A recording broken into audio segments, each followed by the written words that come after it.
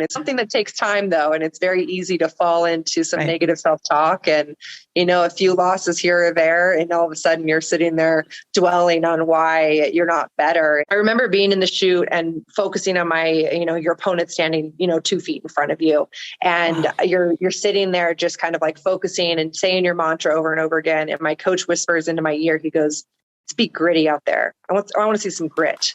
Wrestling moving forward, and then with Adeline Gray and her accolades, she has really become the face of American women's wrestling with her consistency throughout the years. Welcome to The Grit Factor, reimagining grit as part of the whole person in a life that matters. I'm your host, Shannon Huffman-Polson. This season is brought to you by Tiller, the first personal finance service to automate all your daily spending and account balances into spreadsheets, so you can track everything in one place with everything customizable, strict privacy, and no ads. Try Tiller free today at tillerhq.com. Also by the Grit Institute, providing whole leader learning journeys in grit and resilience, purpose, and storytelling. Invest in your people for long-term success. Find out more at thegritinstitute.com. Adeline Gray is a woman freestyle wrestler, one of 2 women to have earned 9 medals in the sport. She is the first American wrestler to have won 6 world championships and has competed in 2 Olympics, taking home the silver medal in 2020. Gray is active in advocating for sports equality for women, especially in the sport of wrestling. Well, Adeline, thank you so much for joining me today. Thank you for having me. I'm excited to be here. Well, it's a real honor to have the opportunity to talk with you. I've been following you for a long time, and I'm completely enamored with all it is that you're doing for your sport, which is quite unusual for women, and also what you're doing for women in sport generally. So I'd love for us to have a chance to talk about both of those and what kind of keeps you going. Yeah, absolutely. And I'm pumped to be here too. It's funny how kind of paths end up crossing. My sister is a pilot in the Air Force, and she had the opportunity to read your book and to meet you. And I was struggling with just staying motivated and committing back to a very challenging year. And she sent me your book, and it really was a wonderful moment for me. And we got to share this kind of a connection through story that was, I think, very important and really helped motivate me at a very pivotal moment in my career. Wow. We hadn't discussed that. So thank you for sharing that. That means a lot to me. That's fantastic. No, it is. There's some great stories in there that I think can help a lot of people understand that just because they might be the only woman in their kind of field or feel alone at times with that uphill battles, it's really, it's possible. And there's people out there who have done it before, and you're not always recreating that wheel. So it's a good motivator for sure. Absolutely. Well, you know all about that. So I read a little bit about your background starting wrestling at age 6. Is that right? Yes. Yeah. And I mean, that's amazing. Tell us a little bit about how it is. I think I read that your dad helped you get into that, but then how did you kind of take to it and continue it when probably there were a lot of cultural and social pressures that led you in other directions? Yeah, I don't think my parents would have ever imagined that at 31 years old, I'd still be wrestling. When I was 6, it was cute is really the answer. My mom's oldest brother was the head wrestling coach, and my dad was like, I want to teach my daughter something I know and love. And so we got out there on the mat, and they are cute when they're 6. I mean, if you've ever seen those little kids that just go out there and push each other, it's adorable. It's like little sumo wrestlers in baby outfits. But it's cool.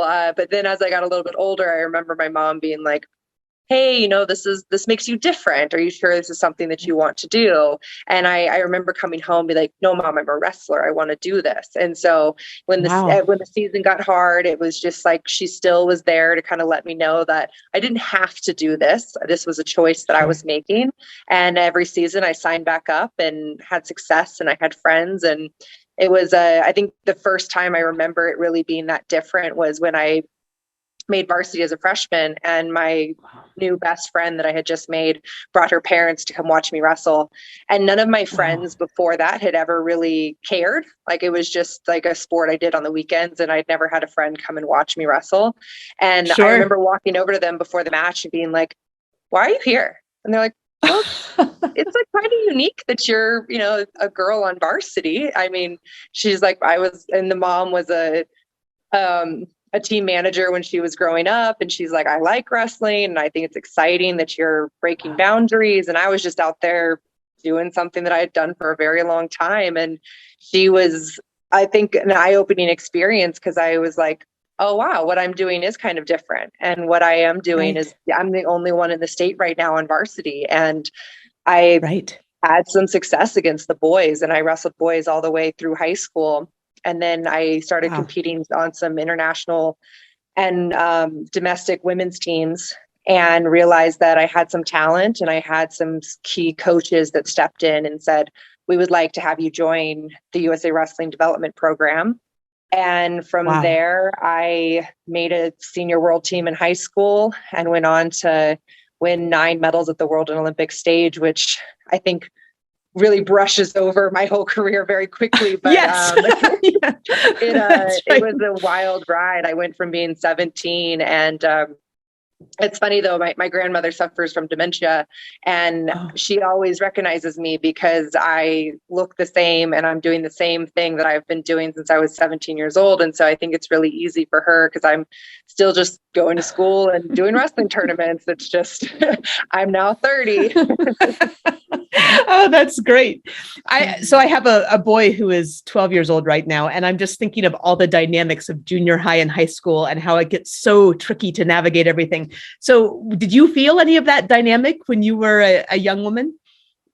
So it's interesting. You have people come up to you and they're like, "Oh, you were the only girl I ever wrestled." And I'm like, "You weren't the only boy I ever wrestled." So it was my norm. It really was. I didn't have any other options. There weren't other women. I actually am bigger in the community of women's wrestling. I'm the heavyweight for my Olympic team. And I was a middleweight when I was kind of moving through middle school and high school. And so there weren't a lot of women who competed. We have a lot of women who compete at the 103 weight class division. And so it's fairly normal to have women down there.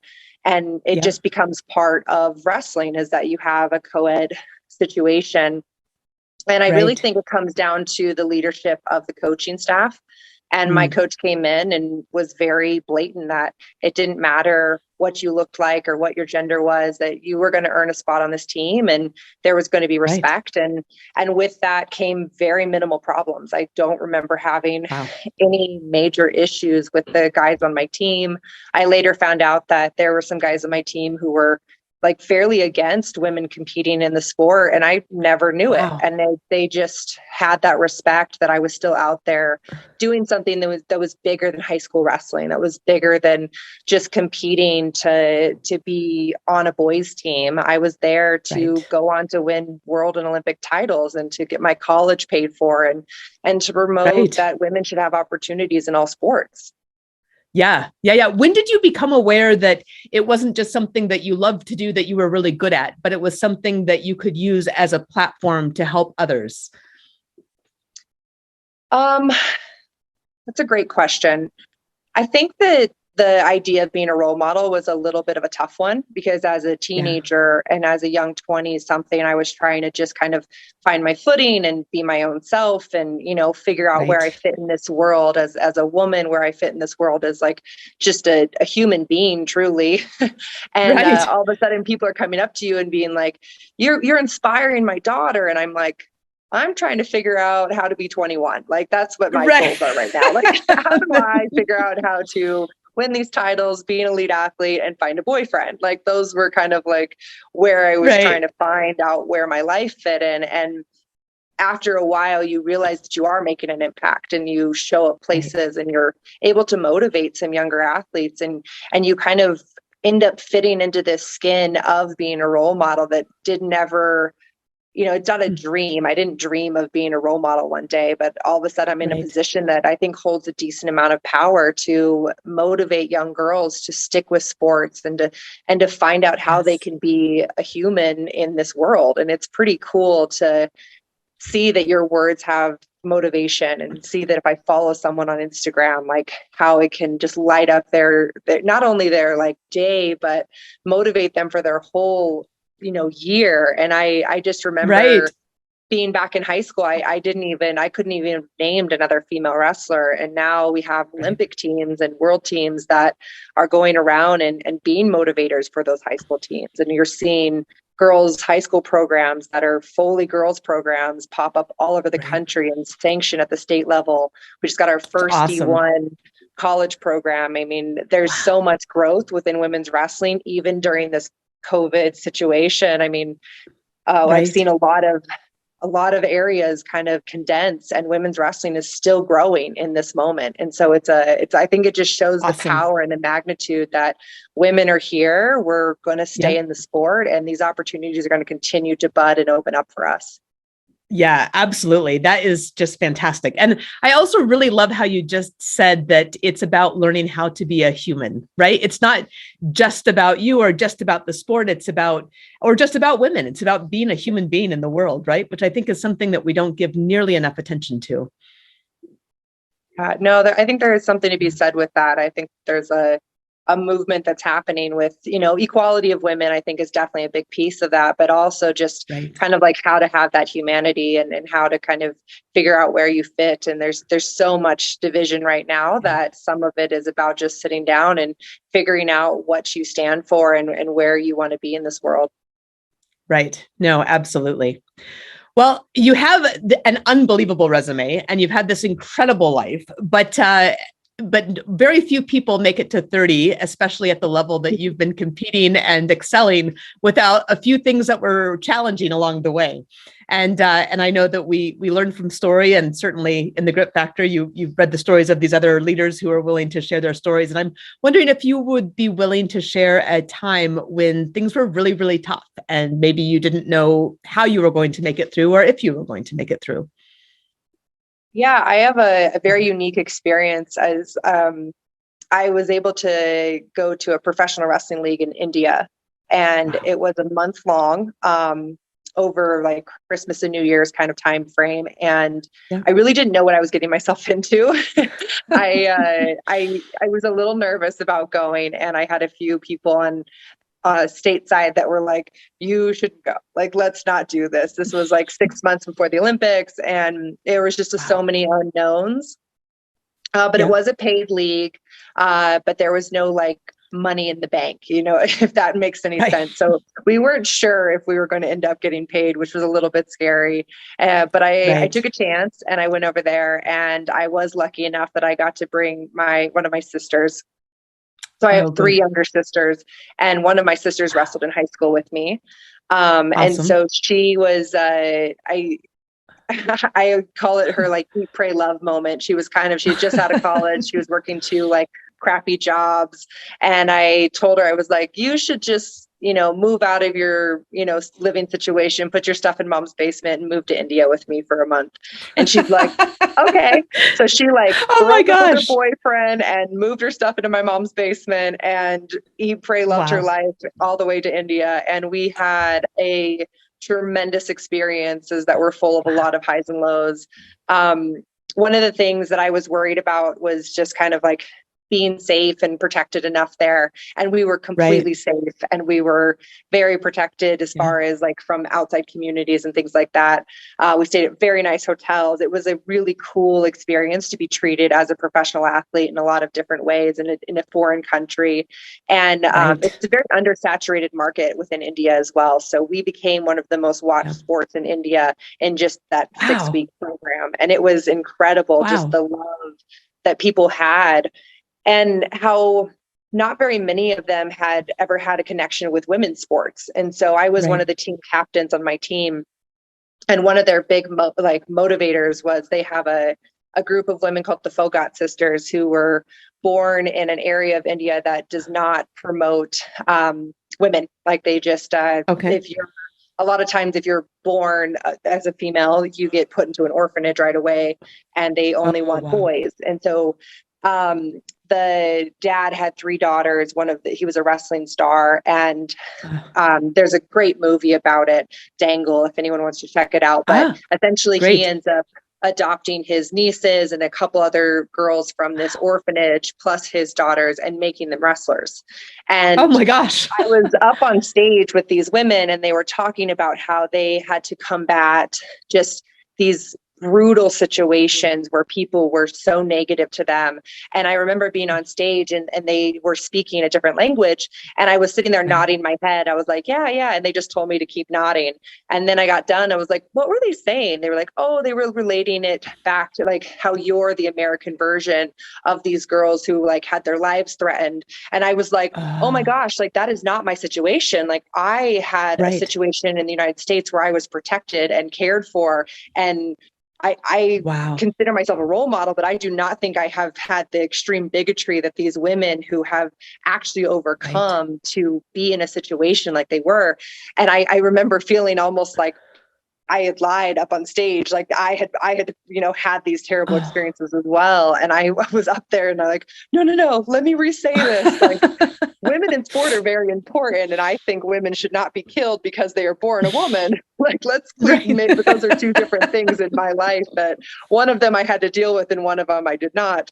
And it was very eye-opening, but very cool to see the motivation that they had to change how people viewed women. And one of the cool things was that they made us important, and you couldn't win the duel unless you won some women's matches. And so people became invested in our matches, and we still had fewer matches than the guys did, but I think it was a huge step for people to see that you had to care about the women's matches in order for your team to win and to love your team. Awesome. And you had to love some of the women on the team, and we became stars over there. And it really was a cool experience to see the highs and lows of being in this league.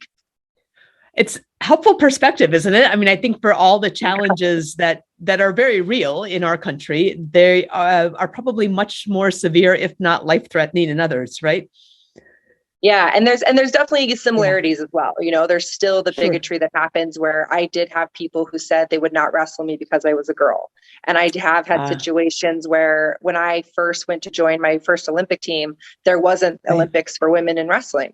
And then my second time I wanted to join the team, they only had 4 positions where the men sent 14. And so we were very limited. And so I was an alternate in that first team that I made. And then we pushed and really strived. So we were up to 6 weight classes where the men still have 12. So we're still not at equal, but we're slowly gaining ground and getting to a point where we will have equality one day. And I think it's the women who are in the sport right now, and the people who are willing to love and care about women's sports that are making it possible for us to make those gains. That's amazing. So I have 2 questions that come from that. And the first is, when you come up against those kinds of things again and again and again, and I think there's various terminologies for that, but microaggressions are some of them, depending on how it is that you experience them. How do you not allow that to wear you down? How do you not allow that to get to the place where it adds up and it just becomes crushing?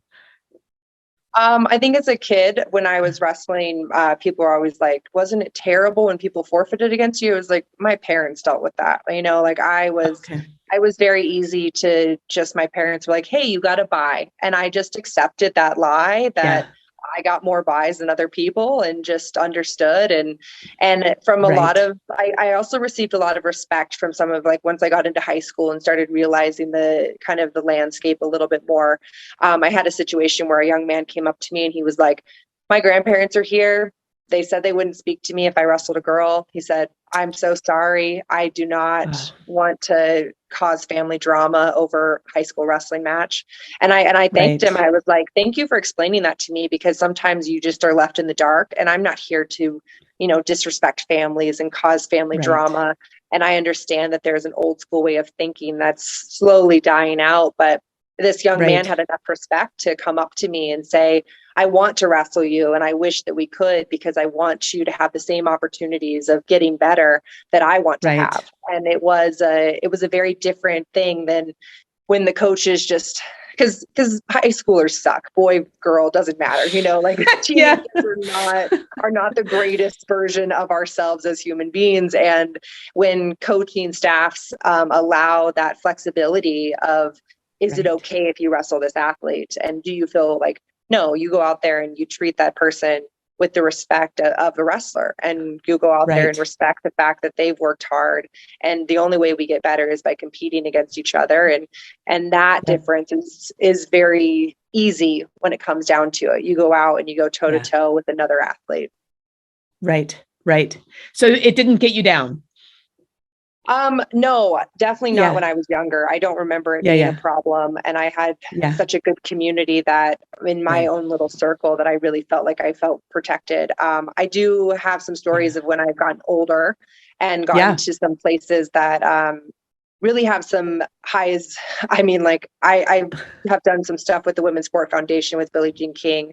And I remember coming back from one of her events and I just was like, oh my gosh, women are amazing. Like we should be doing everything. I'm like, why aren't we living on the moon? Like I am so excited. And I went straight to Iowa and we had this event. And I remember my coach told a story that I just really didn't resonate with.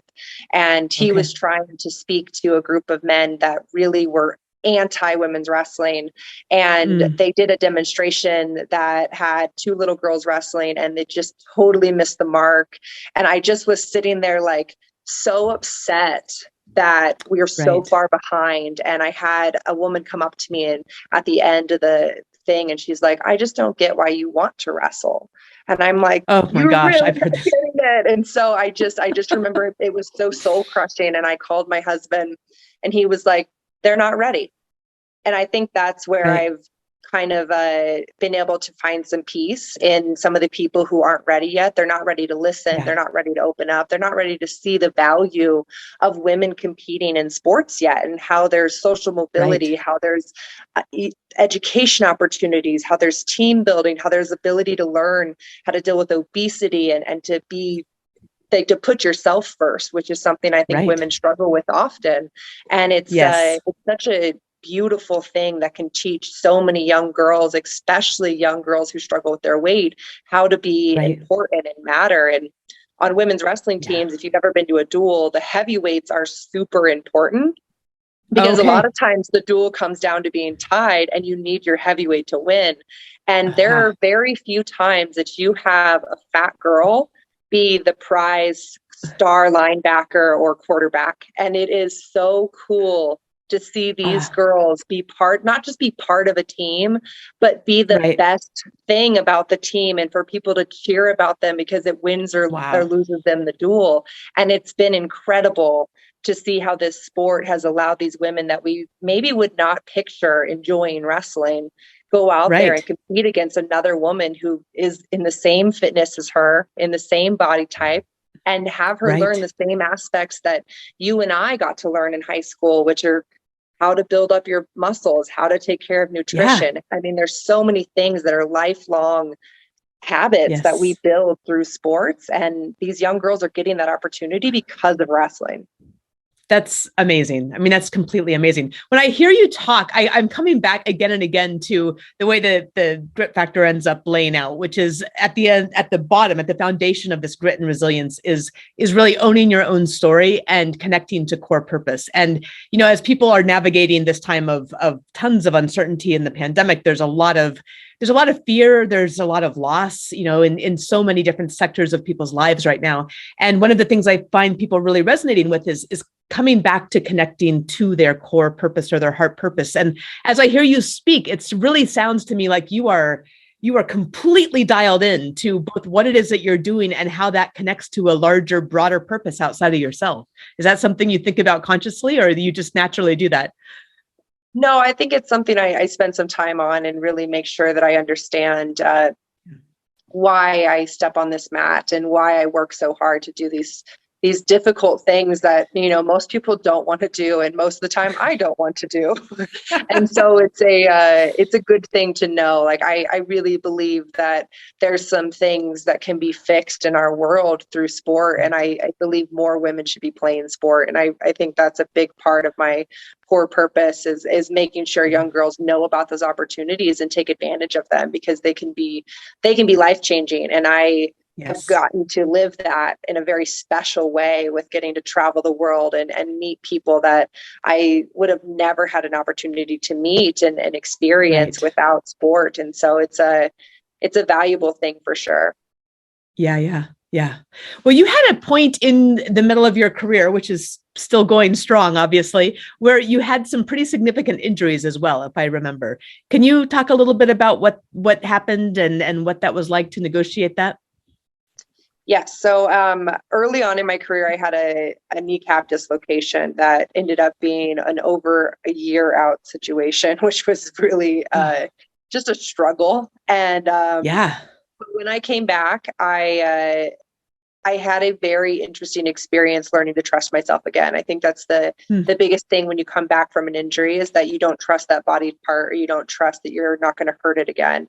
And I was able to bounce back fairly easily. I won my first tournament back. I ended up taking third in the world that year, and changed weight classes and had just an experience that I don't think is typical. And it kind of replicated and set the tone for the rest of my career, that these injuries and these setbacks where I'm missing training or I'm missing opportunities that a lot of my teammates are getting. And I'm being able to step back on the mat and fully believe in what I was doing. And for a while I was meeting with a sports psychologist that I was sitting there and like, I don't get it. Like, why can't other people figure this out? And like, why am I able to figure this out? Like, what is making me special in this way? And it took a lot of soul searching to kind of figure out that there were a lot of things that I was doing that other people weren't. And they were some basic things that all of us know. I mean, it's like some positive self-talk and some visualization and some just baby steps and learning to trust yourself at a lower level. So it's easier to trust yourself at a higher pace.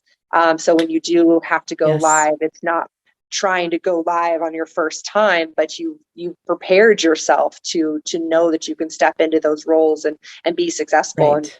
And it's great to know that now, because as a teenager who was winning, I was like, I don't know what's happening, but I'm good at this. So I'm going to keep doing it. And you're just kind of like, okay, I'm going to do what they tell me to. And then as I got older, I realized that I could have a little bit more autonomy and control and figure out exactly what my body needed for me to win. And I think that those adjustments have made it so I could have this long career, because a lot of people compete for like 4 years, maybe 8 years. But after that 8-year mark, you don't really see a lot of people continue to compete. And I'm going on my third full quad. So this is it's awesome. It's big and special. And I am one of 2 athletes to have 9 medals on the women's side. So it's pretty cool to be able to be in those records books for wrestling and just still know that there's still some career ahead of me. Yeah, I mean, that's incredible. So I'm going to make you back up just a little bit. And in that year of injury, like you're in the middle of that year and you're in the middle of coping with injury, was there ever kind of a dark place that you got to? And I'm not trying to put the words into your mouth. There may not have been, but for some of us that get into those dark places, I'd love to know what your experience was like, and if it was there, how it is that you made your way out of it. I don't know if you can see the white wall behind me, but this is the dorm room that I'm in. I'm here at camp right now. And this is where I stayed for these injuries. It was this white walled dorm room that does not really have a lot of love in it. And so it was very easy to kind of slip into something. One of the things I did was I stayed very busy. At the time I was going to school and I got a part-time job, and I realized rehab's a part-time job. And so there was just a lot going on.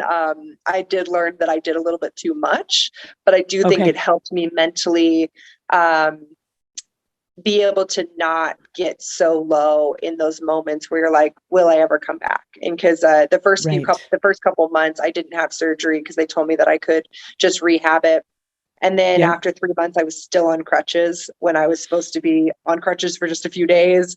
And after 3 months, they were like, we're going to have you do surgery. I was like, yeah, I figured that was coming. And then I spent 9 months rehabbing, and then just had a couple injury setbacks, and my leg's never been the same. Like, that's, I think, the biggest thing is that I never fully recovered from this injury. And it's still something to this day that I have to modify my training for. Interesting. And honestly, it's a bummer, like, to spend so much energy and time to have, but a lot of times once you hurt something, it's not the same after, but it's good enough to win. And I've found ways to work with my body and to compensate and find ways to still be great. And I've won more medals with this bum knee than I have before my career started. So it is kind of motivating to know that even if you still have pain, there are ways to learn to deal with that pain. And I think it was an important year to go through those painful moments and know what my limits were and test those limits and be able to find ways to cope with that pain in a way that hopefully was healthy and bring myself back to a place where I could go out and competitively wrestle. Right. Yeah. Did that make you be more creative with your approaches? I mean, it must have, right? It's a little limiting at first, just because you had, I mean, it's called freestyle wrestling, which means you can do anything, right? You can touch the head, you can grab the arm, you can attack the legs, you can bite the ankles. Like, you can literally do everything on the body. And you, all of a sudden, like, I was hurting to take a shot. And so I had to really do the opposite, where I had to become a specialist in just a few areas. And I think it almost was a blessing in a lot of ways, because when you look at the greats, they do 2 or 3 really good moves, and that's about it. And it's a super cool feeling when the opponent is, their coach is yelling, like, don't let her do XYZ. And then I go out and do XYZ. And I'm kind of looking at them like, he told you I was going to do that. Like, why didn't you stop it? But there's a level of proficiency that you can get where you have to get creative with your setups, because people do know where you're coming. But the actual attacks, I got so strong in just a couple areas and very dominant when people started to fear just allowing me to take them down, because if I got on top, I was able to end matches. And it's a really awesome kind of progression that happened in my wrestling. I don't know if it's because of the knee, but it definitely felt like I was forced to learn some of these moves because of the knee, and ended up making it my craft and part of my wrestling that's still working. That's such an awesome story. And I will say, before we got on to this conversation today, I watched one of your matches from October, and that's exactly what they said. They said she's going to get on top and there's going to be nothing they can do. It was incredible. So you're also known for being particularly confident, I think in a good way, with a smile and that you can take anything on. What do you attribute that to? My mother says that it was just something I was born with. She said, I have a little bit of a hearing loss. I struggled with some ear infections and a lot of ear surgeries when I was younger. So I think I struggled to actually understand people at times. So everybody with the mask, I'm just sitting there smiling constantly because I have no idea what people are saying. But I think as a kid, I just learned to take everything as a compliment. And so I remember having super long hair, and people were like, your hair is so long. And I'm like, thanks, isn't it luscious and beautiful and wonderful? And I just like absorbed that as, like, people would be like, you do a weird sport. I'm like, isn't it cool? Like, my response has kind of always kind of been this like little bit too rosy of an experience. And awesome. And I think that internal self-talk just kind of translated into when I was a little bit older. My husband is also like very confident and very confident in my skill sets as well. And it's pretty fun to have him and I just kind of like banter back and forth with just the career that I've had and the dominance that I can have going into tournaments and allow myself to feel good about my wrestling and good about my career and good about myself. And it's great. Why not feel good about yourself? Absolutely. No, I think that's fantastic. That by itself is an incredible opportunity to be a role model for women of all ages. Yeah, I know. And it's something that takes time, though. And it's very easy to fall into some negative self-talk and, a few losses here or there. And all of a sudden you're sitting there dwelling on why you're not better instead of, focusing on the good parts of your wrestling and your career and like the things that you're still doing well. And I think that's something that's helped me in my career is like, even when I've had losses, I haven't let it knock me off my path. I haven't let losses change the direction in the day-to-day work that I'm doing. I didn't do anything different leading into the last Olympics when I lost as I did this Olympics. I still was listening to my body. I still was trying to figure out the best thing to do each day. I still was being confident in my setups and being confident in my takedowns. And it's interesting that such different outcomes can happen. From a very similar path. And I think it just goes to show that life's not perfect and you have to have the road, and it doesn't have to change as long as you trust and you believe in kind of the path and the people around you that you set up, that if they're the right thing, to continue on that path. Yeah. So is that if you do have a match that you don't win, is that what you come back to? Is like, this was the right path. This is what I'm going to come back to. This is what I'm going to keep doing. Or how do you have a plan for what happens after a match that doesn't go quite like you expected? We definitely have like a debrief from it about was there a technical issue? Was there just making sure there wasn't something glaring that we need to fix. But no, I don't go back and change my whole training location. I've trained in the same location for the last, 12 years. I moved here in high school and I'm still here. That's great. It's a little surreal. But yeah, no, it is. I've found I've added some people and adjusted kind of my coaching staff to be a little bit more collaborative as I've gotten a little bit older and been able to absorb this knowledge. And it's been cool to kind of see how important it is to build that support system. I actually, my sister that came to India with me, India was back in like 2014, somewhere in there. 2015, I think it was. And then fast forward all the way to 2020, I asked my sister to come out and help me train for the Olympics. And so she actually moved in with me during the pandemic and helped me train all the way through the pandemic and lived with me. And then she traveled with me all the way through the Olympics and the World Championships. And we came home with 2 medals. So a silver at the Olympics and a gold at World Championships, which was my 6th world title. So super grateful that she was my training partner and there to kind of help keep me happy and motivated and just kind of have some disconnect as well. Every day we went in and we played ball, and there's an incredible group of Team USA women. And so we would go through as part of our warm up and pretend to be playing water polo, like Maggie Smith or, Maggie Steffens or Ashley. I mean, it was just really cool to go through and be able to name these women and be able to resonate with their power and strength and replicate their sport.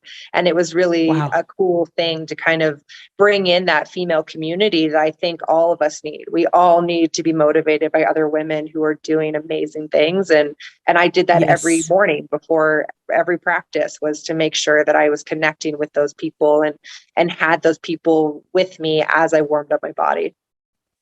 I love hearing that. That is amazing. And in a way, I feel like we can almost get more strength sometimes from someone a bit not in our exact field, right? Where you hear stories of someone a little bit outside of your field, which is where your story, which is so unique, will resonate for so many people. I know. That's fantastic. How do you think about, if I threw out the word grit, as you know that I will, how do you think about grit? What does that mean to you? And how has that played out in your life? Grit's an interesting one. The first story I want to tell is, so my coach is a twin, and his twin actually came with us to the World Championships one year, and we're in the chute is what they call it. So they have essentially like the staging area before you go out onto the mat for the World Championships. You're sitting in this tunnel that's dark and there's a bunch of people with like microphones and telling, 5 minutes till you go out, whatever it is. And so it's just you and your coach. And then there's this person with a basket that you put your stuff in to like walk you out to make sure you go to the right spot. So it's this whole production essentially. And I remember being in the chute and focusing on my, your opponent standing, 2 feet in front of you. And you're sitting there just kind of like focusing and saying your mantra over and over again. And my coach whispers into my ear, he goes, "Speak gritty out there. I want to see some grit."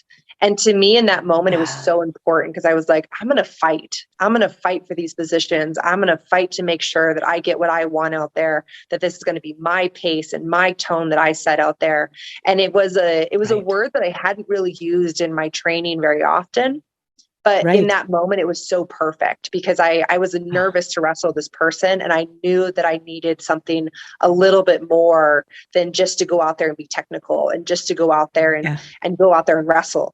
I needed a little bit more fight in me. And that word motivated me to go out there and to win a match that led to another world title. And it was perfect. It really was.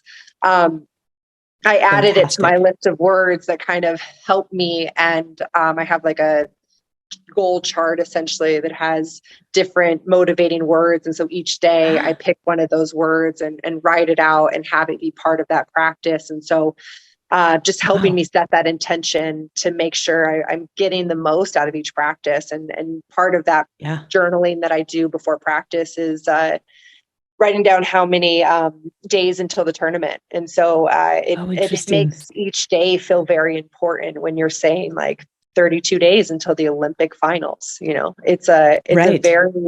makes every day very precious because you end up in a position where you're like, I'm running out of time. I need more. and then sometimes, when a pandemic happens and you move the Olympics an entire year, you're like, this cannot come soon enough. I would like it to be here now. Yes, for sure. So what are some of your other words? Are you willing to share? Yeah, let me see if I can pull up the chart. Maybe it's something I can send you to. Oh yeah. So I have 2 of them that I use. One of them is one that our team made. So our national team sat down and came up with words that were more general things like teamwork, self-worth, growth mindset, grit. I think in my own one that I made, you have like process goals on bottom kind of thing, where instead of just what do you want to be when you go out on the mat is really, I think, most of the words that are, I want to be strong and powerful and dominant. I want to make sure that I'm technical. I want to make sure that people see this intensity that I'm allowed to bring to this wrestling mat. And I have those words kind of motivate me in those practices. Trying to think of some of the other words. Sorry, I've taken a couple months off now, so it's been nice to kind of disconnect because every day writing those words, you end up very connected and intense in those positions. So I'm thinking about taking the whole year off right now, and I'm stepping into a little bit of a coaching role. And so hopefully we'll be able to sit down with our national team and be able to come up with words that kind of help us for this next squad. Because I think with the pandemic, flexibility and adaptability are going to be 2 that we definitely have to adjust to and change. Because I do remember the Olympic Training Center kept shutting down during our training. And so when the cases got high, they just closed their doors. And it was so frustrating to figure out how to have consistency in our training. But I remember our teammates came in and it was like day 2 of some sort of rule change.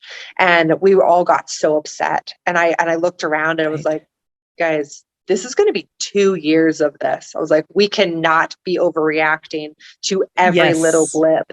And I had, there's 4 of the 6 Olympians that live here in Colorado Springs and train at the Olympic Training Center. And all 4 of us went on to make the team. And all 4 of us went on to have very good Olympics and world championships. And it was special because I think we learned to not overreact and to not be so sensitive to these changes and to be able to kind of roll and be flexible with them. And I saw it in action at the Olympics when we were thrown these curveballs. We were able to handle them better because we practiced them at the training center with them throwing us constant curveballs. Oh my gosh. Right. No, well, I'm hearing so many amazing things just in that story, that you're setting intentions for a very, very specific and targeted way of being on the mat and doing your work for the day every single day, which I love. And that you're also resting, that you know that that intensity is not something that you're going to maintain every single day of the year, but you actually have to take some time when you don't do that kind of intense sort of intention setting. Does that sound right? Yes, it does. And it's been helpful to have both of them. I reached some very special goals by setting those goals and by being very focused and intense. And it also is wearing though, like having to stay on for the entire Olympic year was a challenge. And 2020, you didn't know, like for a time period, we didn't know if the Olympics were postponed. And then once they were postponed, you're like, okay, I still have to stay in shape and be ready for next year. And we weren't on our team yet. So we had qualified our weight, but you still have to qualify for your team. So we were sitting in this limbo area where we still had to make sure that we were the best in our country to qualify our actual selection spot. And that didn't happen till April. And we didn't know that actual date until very, late. And then the Olympics were just a few months later, where there was still uncertainty leading up to the Olympics. And you still heard rumbles about a postponement or a cancellation. And we had to kind of put our blinders on and just do what we could in that moment and go out there and just compete. And I think our team did a very good job. And we had one of our most successful Olympics for men and women's freestyle. That's amazing. What an incredible story. I use that same metaphor of the blinders. There are times, right, when everybody is saying, this shouldn't happen, this can't happen, you shouldn't do this, you can't do this, where you just have to put them on, right? And keep moving forward. Yeah, and it does. And I think that's kind of where your support team comes in place as well. Like my family is very good about just telling me things that I could help in that moment. So my husband's best friend, we live with him in his house. And at the time they were living in Georgia and I was living in Colorado training. And I went to the Olympic or the World Team Trials. And my roommate called me and says like, hey, the car that caught on fire is back at the house. I can't get a hold of your husband. And I was like, I don't know what you're talking about. And he's like, your husband didn't tell you that his car caught on fire? I was like, no, he did not. I was like, is my husband alive? He's like, yeah, he's fine. He just burnt his hand. I was like, oh my goodness. And then I went, it was the night before, right? I was like, oh, you're going to be in trouble. He's like, why? I was like, we don't tell me things like this that could stress me out. If I lose tomorrow, this is your fault.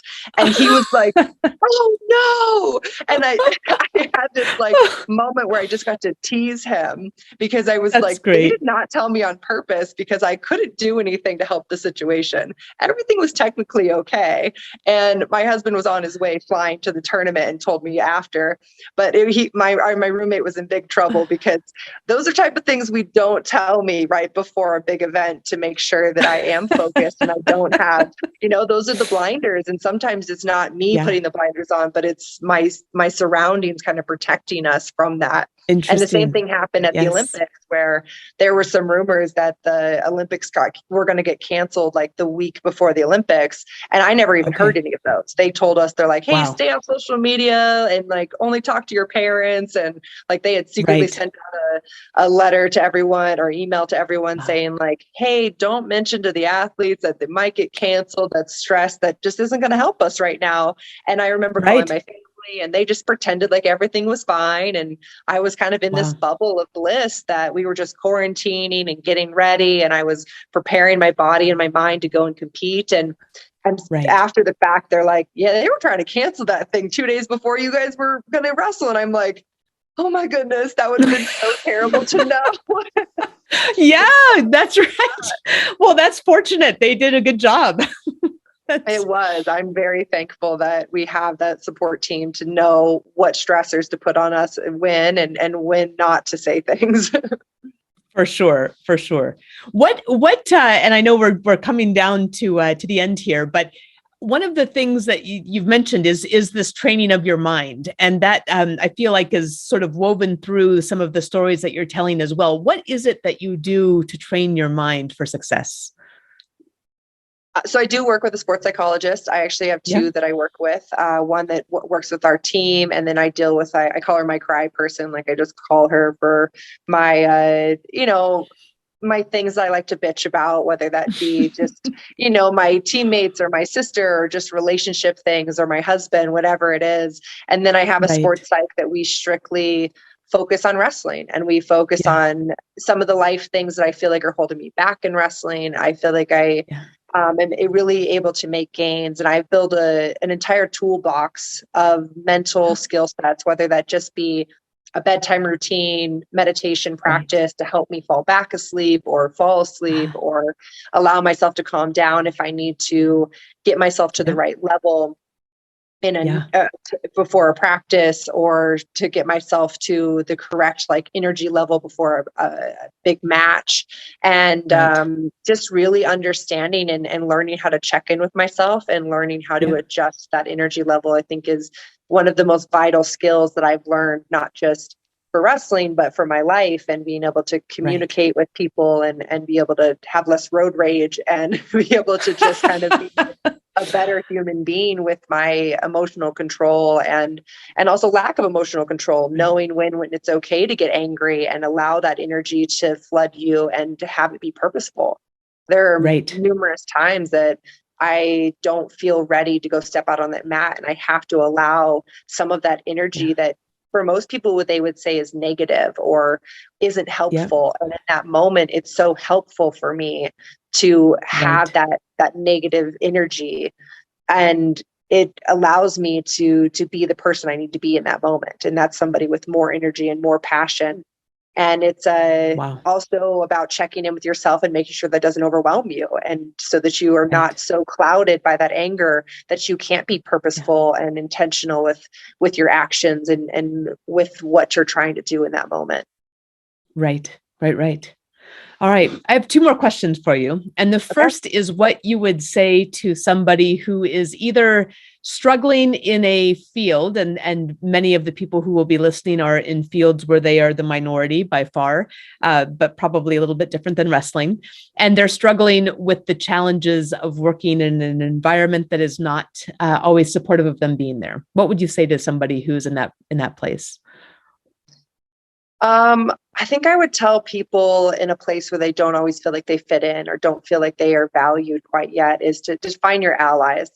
I think there's always allies out there. And sometimes we let a few bad people who are saying like, oh, women shouldn't be here. Or, why do we have to share mat time with the women? Or why do women need their own wrestling team? Like, why can't they go play another sport? Like we hear these little mumbles here and there. But there's also so many great people who are fighting for the right things as well. And there's people who want you in that corner, and they might have a different way of showing it. I have found that there are people who have initiated women's wrestling programs that maybe is not the way that I would have gone about doing it, but it still created the same outcome. And you can still feel good about that. And I think it's about just, some of it's about letting time pass, like there's a level of a generation of wrestling that we just need to let die out. And that's okay too. And just to kind of let that statement of they're not ready, and that's okay. And I'm going to be gritty and make sure that I'm here and do my job well, and make sure that people know that I'm going to earn my place here. And it's hard because my coach says no one was looking for a reason to love us, but they're looking for one excuse not to.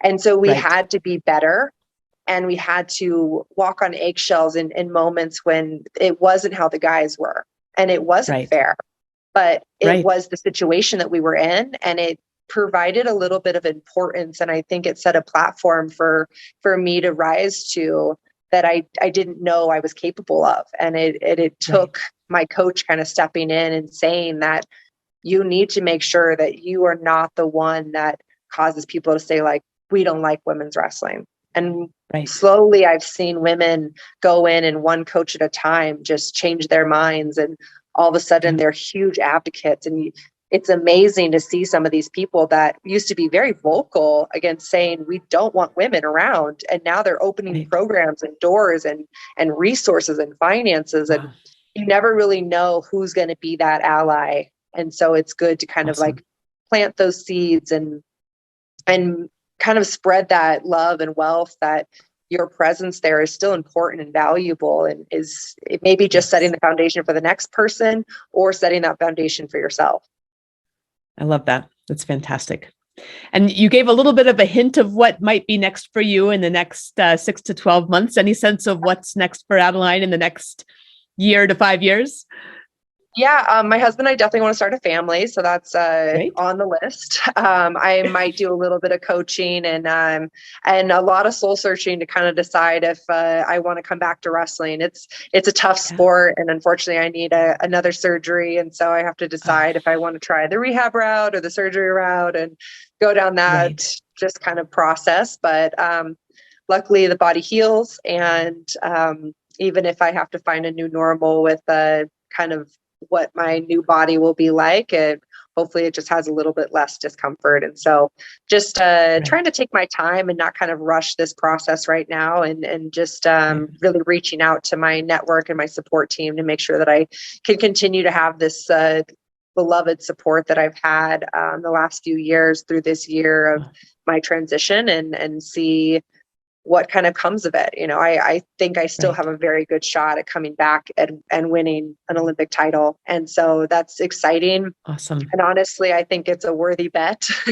So if I just keep thinking about it, so my husband keeps telling me, he's like, you would bet on yourself, like you would invest in you for the next 3 years to possibly come back and win a medal, versus somebody that hasn't done, the success and the highlights that you've had. So I think that's very motivating for myself to know that I still believe in myself. It just is about deciding if I want this path still, or if there's another place that I feel like I could make an impact.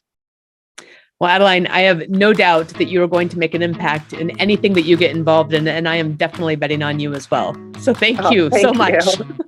Thank you. Thank you for having me. It was wonderful. Thanks for listening to The Grit Factor. If you enjoyed this episode, please leave us a review on your favorite podcast app and share it with a friend. Also, pick up your own copy of The Grit Factor for more candid stories and lessons from leaders in the vanguards of their fields. And invest in yourself and in your team with learning journeys in grit, leadership, purpose, and storytelling at thegritinstitute.com. Thanks for listening. I hope you'll join me for the next episode of The Grit Factor.